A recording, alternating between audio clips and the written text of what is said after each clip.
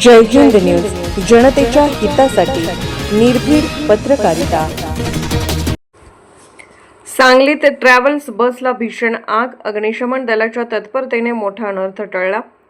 सांगली येथील तरुण भारत स्टेडियम समोरील वैरण अड्डा परिसरात आज पहाटे उभ्या असलेल्या एका खासगी ट्रॅव्हल्स बसला अचानक भीषण आग लागल्याची घटना घडली। आज सकाळी सुमारे 6:11 वाजण्याच्या सुमारास एमबी लिंक कंपनीच्या MH09 GJ 6997 क्रमांकाच्या बसने पेट घेतल्याची माहिती अग्निशमन केंद्राला मिळताच तात्काळ पथक घटनास्थळी दाखल झाले।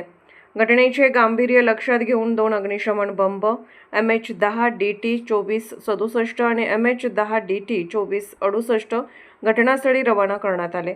आग मोठ्या प्रमाणात भडकलेली असतानाही अग्निशमन दलाने तत्परता दाखवत पाण्याचा मारा करून आगीवर नियंत्रण मिळवण्यास सुरुवात केली। सुमारे 1 तासाच्या अथक प्रयत्नानंतर ही आग पूर्णपणे विझवण्यात यश आले। मुख्य अग्निशमन अधिकारी कसाप्पा माने यांच्या मार्गदर्शनाखाली चालक व फायरमॅन पथकाने धाडसी कामगिरी बजावली। त्यांच्या सतर्कतेमुळे आग शेजारील परिसरात पसरण्यापूर्वीच आटोक्यात आली आणि मोठा अनर्थ टळला। दरम्यान आगीचे नेमके कारण अद्याप समजू शकले नसून शॉर्ट सर्किटमुळे आग लागल्याची प्राथमिक अंदाज व्यक्त होत आहे।